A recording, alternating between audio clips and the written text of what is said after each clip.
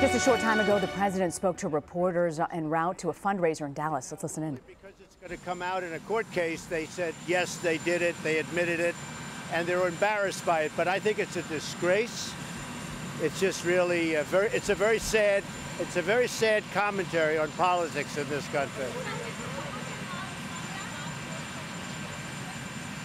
I don't think so. I think it's fine the way it is. We have actually great unity in the Republican Party. Yesterday no, that's okay. Look, you know, they have to do their thing. We have great unity. If you look at what happened yesterday at the meeting, we had, I guess, virtually every senator, including John McCain. We had a great conversation yesterday, John McCain and myself, about the military. I think we had I called it a love fest. It was almost a love fest. Maybe it was a love fest. But we standing ovations. There is great unity. I mean, if you look at the Democrats with Bernie Sanders and Hillary Clinton, that's a mess. There's great unity in the Republican Party.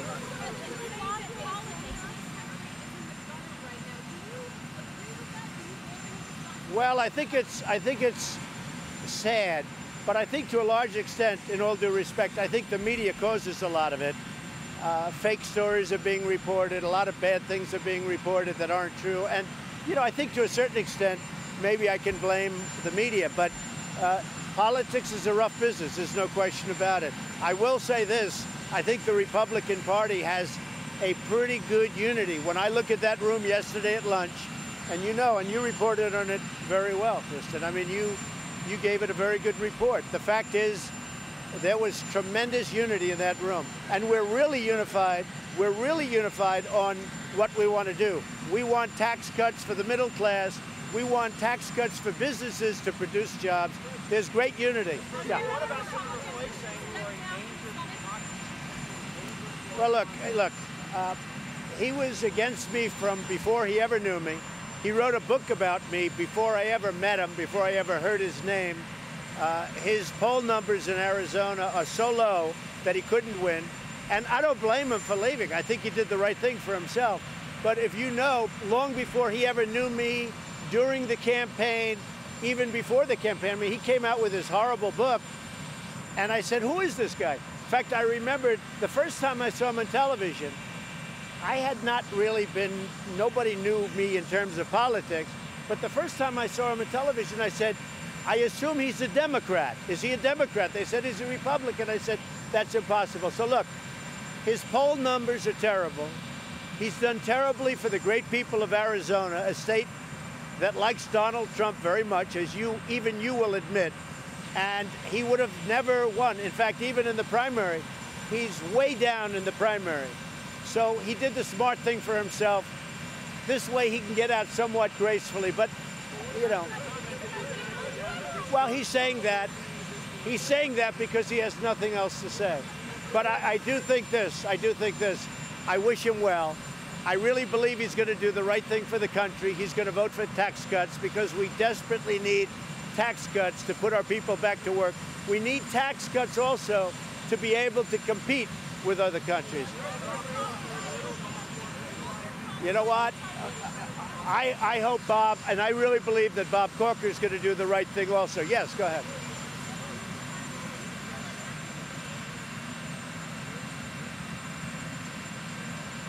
I can't hear you. I can't what?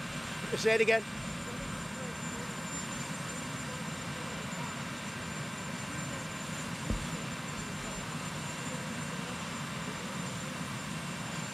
Well, Senator Flake did vote with me. I understand it was about 91 or even more than that. So from that standpoint, good. No, I think I'll be boosted in Arizona because he's very unpopular. I think the fact that he did it the way he did it probably, I mean, I'm very high in Arizona. I love the people. They like me. They like security at the border, you know, all of the things. But I think I'm probably helped greatly in Arizona by what happened with Senator Flake.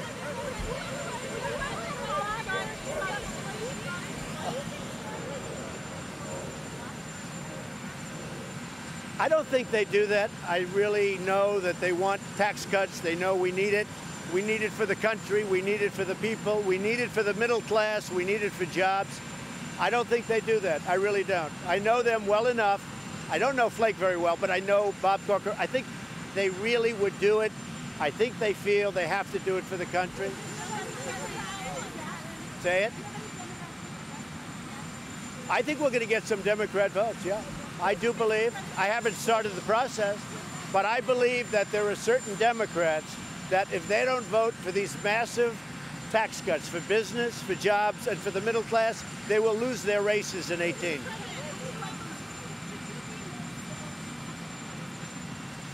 Well, I think the press makes me more uncivil than I am. You know, people don't understand. I went to an Ivy League college. I was a nice student. I did very well. I'm a very intelligent person. The fact is, I really believe, I think the press creates a different image of Donald Trump than the real person.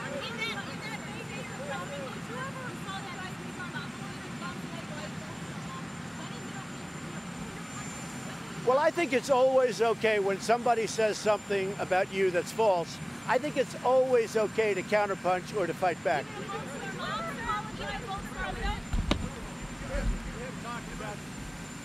John? You have talked, Mr. President, about the idea that any changes to tax-free contributions to 401ks are off the table. That was the source of your spat. I wanted to end that quickly. 401ks to me are very important. And they're important because that's one of the great benefits to the middle class. I didn't want that to go too far. That's why I ended it very quickly. But Kevin Brady, who is the chairman of the House Ways and Means Committee, said this morning it could be on the table. Well, maybe it is, and maybe we'll use it as negotiating. But trust me, that's one of the great things.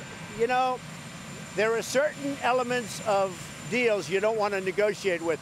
401ks, and Kevin knows it, and I think Kevin Brady is fantastic. But he knows how important 401ks are. We told you last week, Mr. President, you thought that the uranium sale to Russia was one of the big stories of the decade. 3 congressional committees are now looking at that. We haven't heard you comment on it since those investigations were launched. Well, I think the uranium sale to Russia and the way it was done, so underhanded, with tremendous amounts of money being passed, I actually think that's Watergate modern age.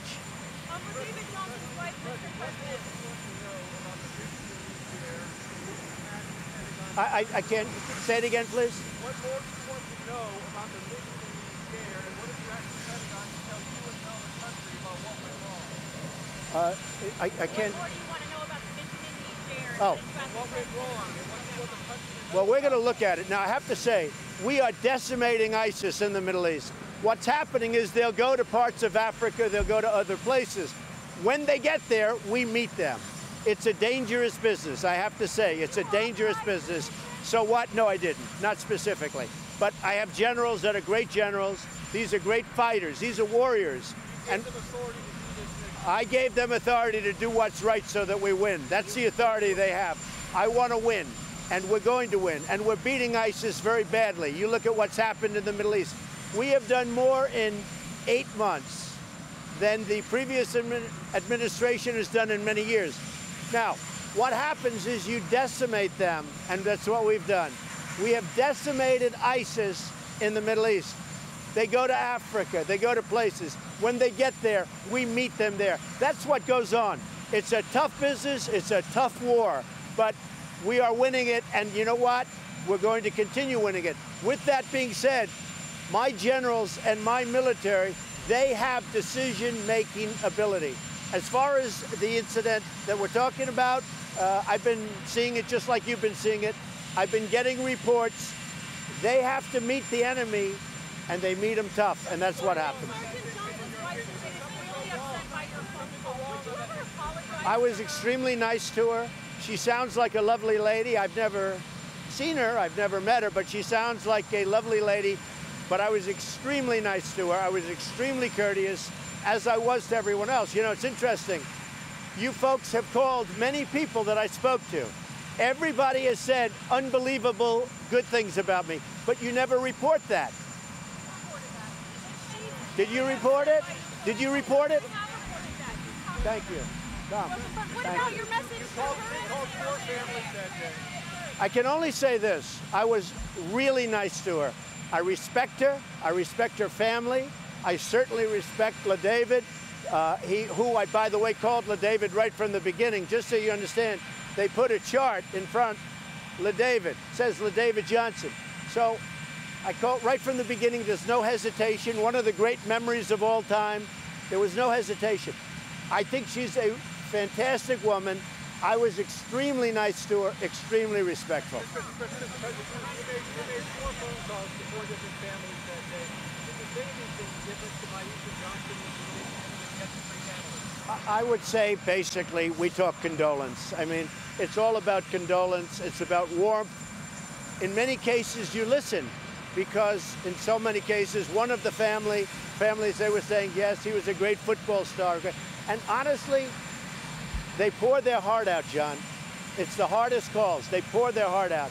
But I am always, and look, you people have called many people that I've spoken to, and every one of them has said, I couldn't have been nicer. Now, it's a rough time for these.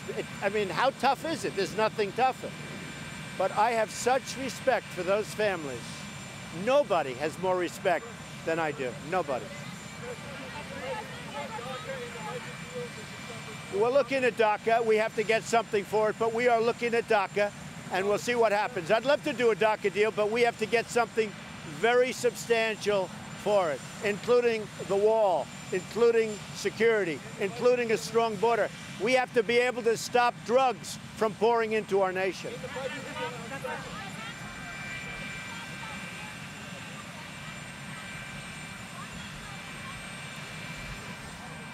The tax plan is going to be incredible for this country. It's going to bring back jobs.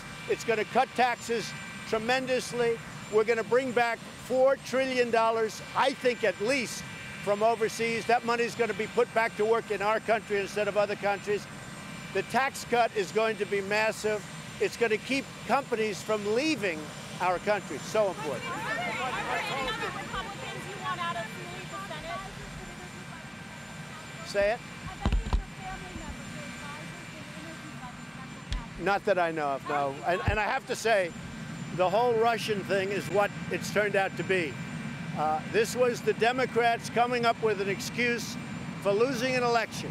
It's an election that's very hard for a Democrat to lose because the Electoral College is set in such a way that it's very hard to lose that election for a Democrat. They lost it. They lost it very badly and very easily. I mean, you look at the votes, it was 306 to what, 223 or something.